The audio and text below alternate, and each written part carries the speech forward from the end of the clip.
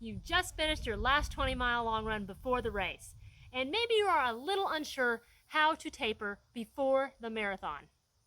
Tapering can be tricky because you don't want to taper too little or too much.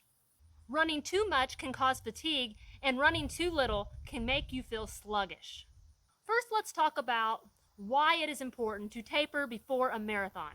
Tapering repairs your muscles and your glycogen stores back to normal. It makes your legs feel fresh, it reduces fatigue before the marathon, and it helps with optimal performance. So what is tapering anyways? It is a reduction in miles 3 weeks before the marathon to help your legs feel fresh on race day. So let's talk about how to taper for a marathon. Tapering before a marathon really depends on how many miles you ran during peak training. The more miles you put in during training, the more you should be reducing your miles during the 3-week tapering period. So I will explain 2 different scenarios with you, and this is going to be a scenario on how to taper 3 weeks out before the marathon. Scenario number 1, say that you run 40 miles per week during peak training, and you are running 5 days per week. So 3 weeks to go before the marathon, you want to taper between 75 to 80% of total peak training miles. So this is an example of what you would run during this week. So on Sunday, you would have a rest day from running. So on Monday, you could run 4 to 6 miles, and you can add some speed work component to it. Do your speed work at 75% that you normally would do. On Tuesday, you could run 4 miles at a recovery pace. On Wednesday, you can run 6 miles and add speed work into this session at 75% again. On Thursday, you can run 4 miles at an easy pace. On Friday, you can rest. And Saturday, you could do a 12-mile long run at an easy pace. Scenario number 2.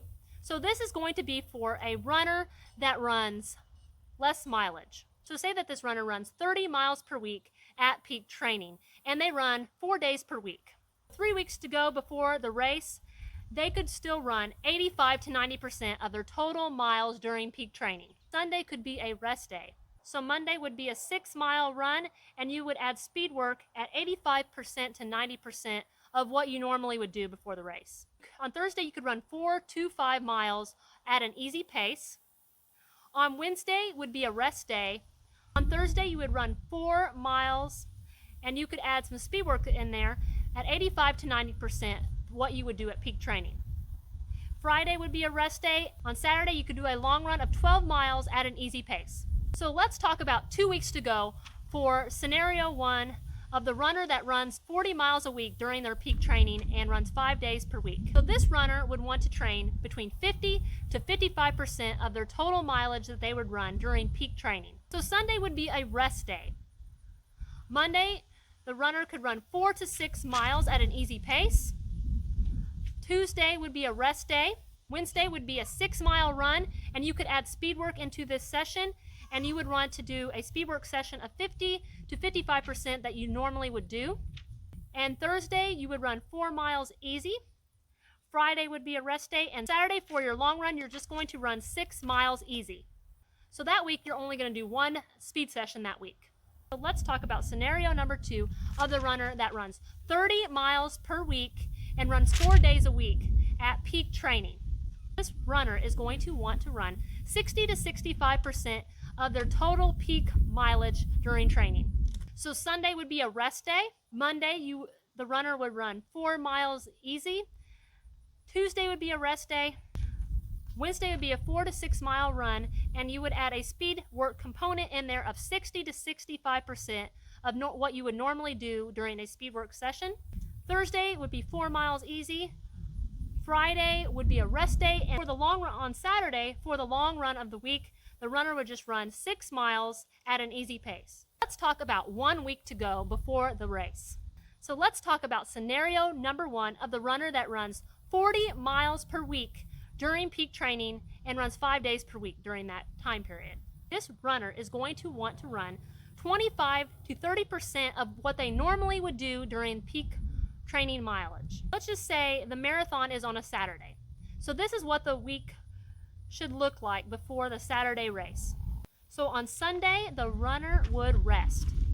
On Monday, the runner would run between 4 to 6 miles. at an easy pace. On Tuesday, the runner would rest.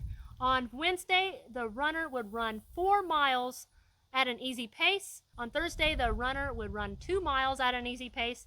On Friday, the runner would rest. And on Saturday would be the marathon. So no speed work sessions should be included in this week because you want to have your muscles as fresh as possible before you run the marathon. Let's talk about scenario number 2 of the runner that would run 30 miles a week during peak training and would run 4 days per week. So this runner is going to want to run between 30 to 35% of what they normally would do during peak training.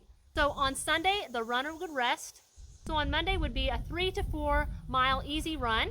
On Tuesday, the runner would rest. So on Wednesday would be a 4 mile run at an easy pace.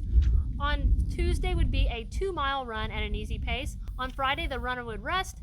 And on Saturday would be the marathon. No speed work sessions this week for this runner either, because you want to have your muscles as fresh as possible before the marathon. So by tapering before a marathon, it will help you be physically and mentally ready to take on the challenge of the marathon. So since you are probably running a marathon soon, make sure you download my free marathon race day checklist to get you prepared as possible before the race.